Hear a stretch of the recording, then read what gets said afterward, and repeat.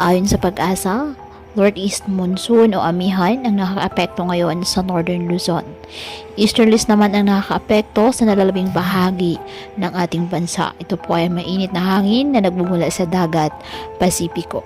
Walang bagyo o low pressure area na minomonitor o namamataan sa loob ng ating PAR na maaaring makaapekto sa ating bansa. Wala rin pong gale warning na nakataas sa anumang baybay ng karagatan, kung kaya malaya pa rin pong makapamalaot ng ating mga kababayang mangingisda at may maliliit na sasakyang pandagat.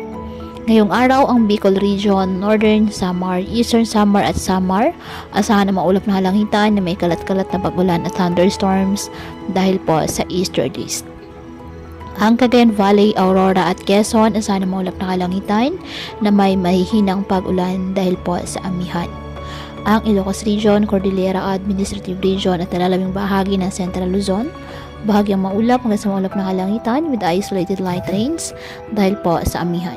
Ang nalalabing bahagi ng ating bansa kasama na ang Metro Manila, bahagyang maulap hanggang sa maulap na kalangitan with isolated rain showers or thunderstorms dahil pa rin po sa easterlies at localized thunderstorms.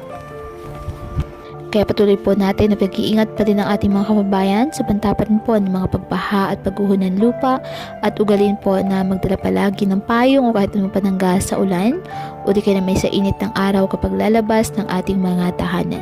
At yan po muna ang update sa lagay ng panahon ngayong araw. Muli patuloy po tayo na mag-ingat at palaging tandaan, God loves you. Stay safe and God bless.